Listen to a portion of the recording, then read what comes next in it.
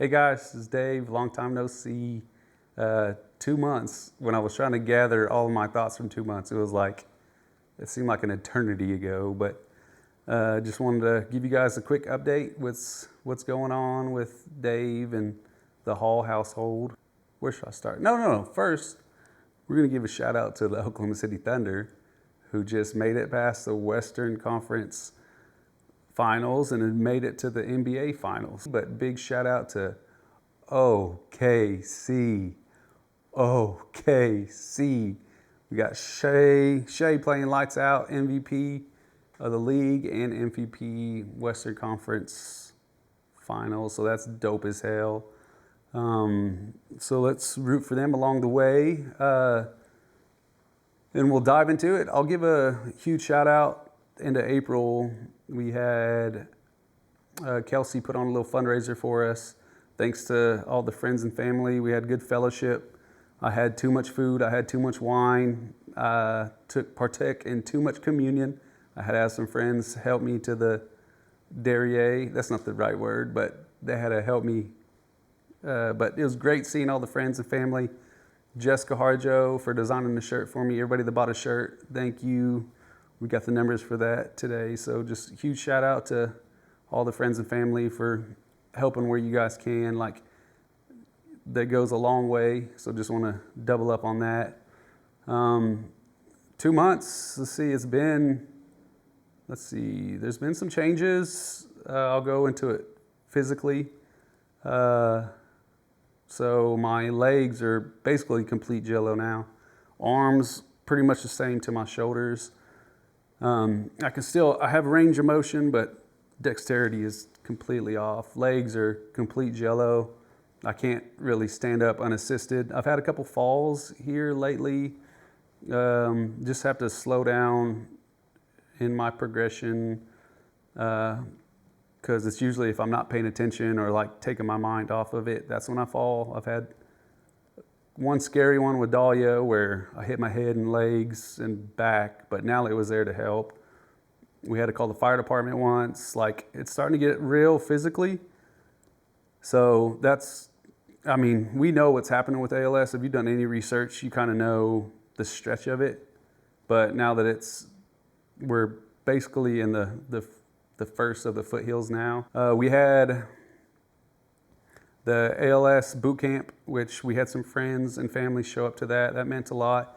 It was just an educational, it was huge actually for the ALS Association. They had 150 people show up. They had vendors, anywhere from adaptability vans to condom catheters to sex talk with the Wilsons. Like, they had a bunch of it covered. It was just kind of to show people that are dealing with ALS, their pals and cows, just people around, to show from every perspective and what you're kind of going through with ALS. So it was good seeing homies come out for that. And with that, the boot camp, we also did a mini ice bucket challenge, because we just kind of want to retouch on the meaning of the ice bucket challenge. And my kids actually went to it. They had a cool program for the kids where Wendy and some of the leads, they took the kids around from vendor to vendor and had like a child educational, but they actually got to partake with the ice bucket challenge. Dahlia, if any of y'all know my daughter, she's the most probably the loudest kid there, the first one to cry one there, and the most hard-headed one. I don't know where she got it from, but she didn't want anything to do with getting frozen water exposed and dumped on your head, but she was the first one to line up to dump it on everybody. Until we finally made it through everybody, she actually was one of the last ones to partake and got a little bucket dumped on her head. So it was super cute. Good seeing all the family and friends out there on that. We also had my ALS clinic for the 3-month trial. And that's where we kind of got some news, the kind of, not derailing news, but for us, it kind of hit me and Natalie in the side of the head. They said with my testing, with the lung functionality, and just how some of my body, how it's doing, is they think that I have a little aggressive progression of ALS. So I can still talk, you guys can still hear. I still have the strength in my voice, but lung function, sleeping at night, like if I'm laying on my back, I can't breathe. I have to get on the side or adjust. And I'm using my non-invasive, my ventilator. I'm using that and relying on that a little more. But they told me that, like, we want to see you a little more, like, let's not make it 3 months, let's make it 2 months. When we tell you it's 1 month, it's kind of shit's for real. So it's starting to get a little hairy, but I mean, I had my 2 weeks to cope with that and kind of feel bad for myself, but we got to keep it going. At first, like, because this is the beginning of March, and I could feel this since April, since we got back from California. I could definitely feel the lull. I can feel like the depletion of energy. If I'm heavy-winded or talking how I am now, like I'll have to stop and kind of catch my breath. If I actually get up out of my scooter, if I'm able that day to push up out of my chair, like I'm gonna have to catch my breath. So kind of knowing it and physically hearing that, like I was super depressed, super like bummed out, like this is the end, boys. But I know that couldn't be the end of it. So mentally, I gave myself time to kind of cope. Me and Natalie both. Natalie's the same way. Like we'll be sad. She'll have her routine cries, and then it's like we still got to get back to it. So they said another reason or another sign that where shit is hairy is if your tongue's shrinking and your mouth, like those muscles in the back of your throat. But I can still touch my tongue to my nose. I still have like capability, and I'm talking. That's what they said. Like usually with that lung functionality, you're already starting to lose the ability to talk. So like I have a bunch of shit to be thankful and grateful for. It was just kind of frustrating for me with my legs kind of going kind of pretty quick. I'm having to rely on the wheelchairs. I have a pretty beefed up wheelchair that I'll use around the house, but we don't have a transport for it yet. And then I have my scooter that I use when we go out to see friends or go to a restaurant or go out night on the town. And we can load that up in the back of the car. But dealing with that news, it took me 2 weeks literally to like get out of depression. I just wanted to sink in my bed and like waste away. This is the end of me. But when I realized like you still got stuff going on, and a good friend of mine, T.L. King, oh damn it, I forgot his middle initial. But he's like, dude, think about, I know it sucks, but think about where you are now and where you were yesterday and how terrible it's going to be in the future. Like, you're not going to have a better day than you have now. So, like, have a good day, remember the good days, and kind of cope with it that way. Then that's kind of what we're doing. We're just still taking it day at a time. I still will celebrate my little wins. Like, if I can get off the toilet by myself, if I can get out of a chair by myself, if I can... Oh, I didn't even freaking tell y'all this part. I can't go upstairs anymore, obviously, with my legs pooping out and being like noodles. And if y'all didn't know or weren't cool enough to be invited to my house, we have a 2-story house and all of our bedrooms, of course, are upstairs. So we've been having to pull the mattress downstairs, like me and Natalie were first dating and set our college and bring our mattress in the front room by the TV. And I've been having to crawl or have Natalie help me off of the floor. And that was not sustainable. Like, I'm getting worn out crawling off and on off the floor. So we got a new mattress. We got a new bed that we set up temporarily. But it's not a hospital bed, but it's one of the newer beds where you can raise the head and the tail or the toes.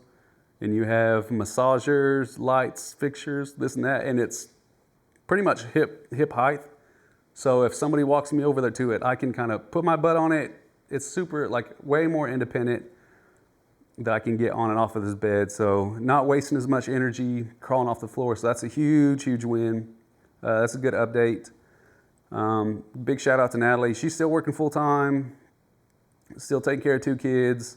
We're getting at that point where it's like a little more demanding physically for Natalie, but then the ALS Association because I told you I had a couple falls. Sorry to bounce back and forth. I had a couple falls.